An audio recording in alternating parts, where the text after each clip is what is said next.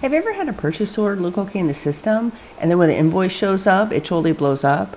That's because the problem probably occurred somewhere earlier in the process. And in this video, we're going to go over what that workflow or process looks like. My name is Jill, and this is the PO framework.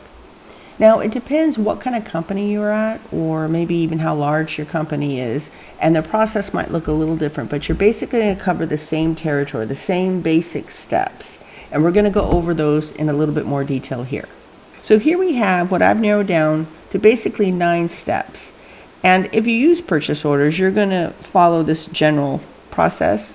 Again, depends what kind of company you're at, but you're going to generally follow what I have listed out here. And we're going to start with a purchase requisition. And that's basically when someone decides that they need to order something. And for the purposes of this video, we're going to use a hotel as an example. And we're going to say that they need to get a griddle for their countertop.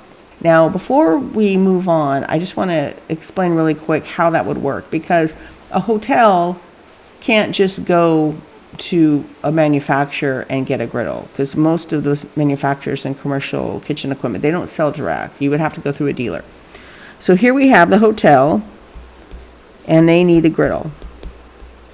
And this is the company here who makes it.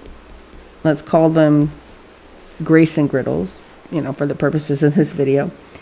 Now, they would love to go right to the vendor and get that griddle, but they can't. Because that manufacturer doesn't sell direct. So they would have to go to a dealer, an authorized dealer for those griddles. And it's kind of like if you want to buy a car. If you want to get a Honda, you can't go directly to Honda to get that car. You have to go to a dealership. And commercial restaurant equipment or commercial kitchen equipment works in a very similar way. So you have the hotel, and they want to get the griddle. So they're going to go to the dealer and tell them what kind of griddle they want. And then the dealer is going to send the purchase order to the vendor. And then when it's ready to ship, the vendor can ship it directly to the hotel, or if the hotel might not be ready for it, the vendor can ship it to the dealer, and then when it's ready to install, the dealer will send it to the hotel. And that's basically kind of how it works. Now, getting back to the process, we have the purchase requisition. So that's when they decide that they want to get the griddle. So they send it to a department, management, and most likely finance as well, because they need to make sure that they can afford it. And let's say the griddle, just for an example, is $2,000. They have to get approval for that $2,000 to make sure that they're able to spend it, because a lot of hotels, restaurants, hospitals, they only have a certain amount of money that they can spend each month, each quarter, whatever it may be. So they, anytime you make a big expense like this, you do need approval. And Accounts Payable will also need to have a copy of that, just in case there are any issues down the road. So let's say they get the approval. And then they're going to go back to picking a vendor. Now, we already used Grayson Griddles as our example, because most likely the hotel is going to want, most likely, the same manufacturer who made the original griddle. Let's say the griddle they have right now is 15 years old, and they want to get the same griddle by the same company. What they'll have to be careful about is the footprint of a newer unit might be a little bit different. Maybe all the features might not be available, or maybe there'll be other features that they need. And the best thing that they can do is they'll either get with their dealer, who they usually use. And hotels and places like that, especially the larger ones, they have a full list of different dealers and vendors they use. But they'll pick the one that they think they can get the best price with on the griddle. And they'll ask them for help to confirm the specs. You have to make sure you have the right voltage, gas type, it fits in the space you have, the newer version does. And, there's some other considerations. Or they'll get the local rep for Grayson Griddles to speak with them, or even come out to the hotel and make sure that the griddle that they want now works. But let's say all that works out. Then they're going to get a quote. Now, this is important because, especially since 2020, price increases have just been all over the place. So if you get a quote for a griddle at, let's say, in November, you want to make sure that that price is going to be held for you, because what if you can't actually place the order until after the first of the year? and the vendor might have a price increase on January 1st. You want to make sure you can have that pricing held. Usually vendors will hold pricing for 30 days. But let's assume for the moment you're quoted a price you like and you're able to purchase it before the expiration date, before the price goes up, and you're okay. Then you're going to send that information to the department, to your buyer, to create the purchase order. Now, this section right here is the most important in this entire process. I mean, they're all important, don't get me wrong. But if you have a mistake on a purchase order, it's like a pebble in a pond, and it has a ripple effect to all the other areas in the company. And that's why I always say that the purchase order is the center X on a tic-tac-toe board. It's central to everything else. And I'm going to be doing deep dives on not just a purchase order, but every aspect of the purchase order, because so many mistakes are overlooked and they're preventable, quite frankly. You can prevent a lot of mistakes. And with companies nowadays using software and they have limited space to put in notes, you're restricted. And there are pluses and minuses on that, and I'll talk about that in another video. But you have to be very careful, because even though the way that you take down the information might be standardized, so you can make it the same for the whole company, the information that a human is inputting into the system is not always standardized.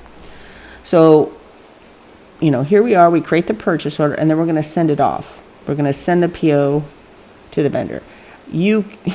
In my day, we just emailed a simple PDF. Some people had an Excel spreadsheet.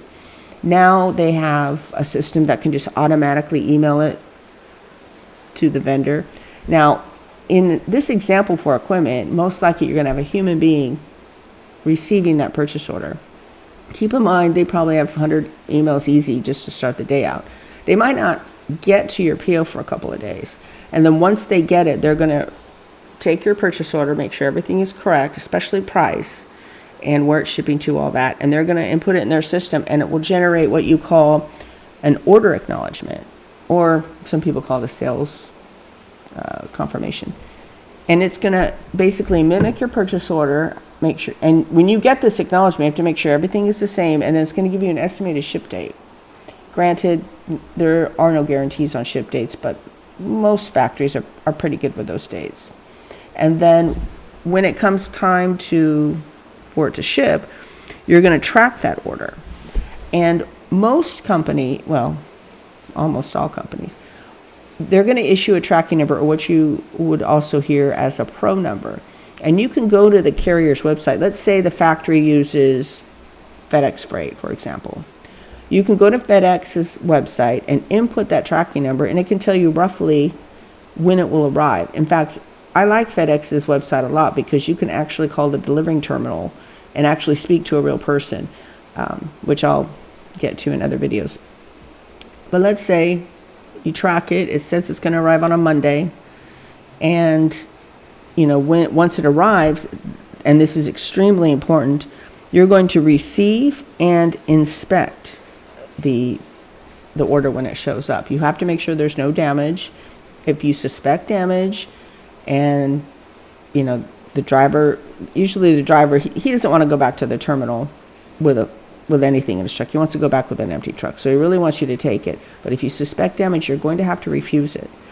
You could sign for it as damaged, but signing for it, you're still accepting responsibility. So you just have to be careful. You need someone, especially if you're going to be receiving in something expensive. You want to make sure that the receiving department has an experienced person there. But let's say for this example, everything's okay. Package looks okay, or the outside looks okay, and you're going to sign a delivery slip. And the driver takes that and he leaves. Now, on the griddle, the box, usually on the outside, there's going to be what you call a packing slip. And there's usually a thin plastic sort of, I don't want to say envelope, but a place where you can put the packing slip in, like a slot.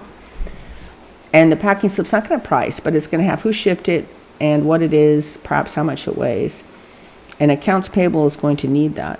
So once you receive it in and inspect it, you're going to take that packing slip and it will be sent to Accounts Payable. And Accounts Payable, and here is the real bread and butter, is Accounts Payable is going to have to do what they call a three-way match. So you have the copy of the original purchase order, you have the packing slip to make sure that you received what you ordered, and then you have the invoice to make sure you were charged the money that you were charged for on the PO.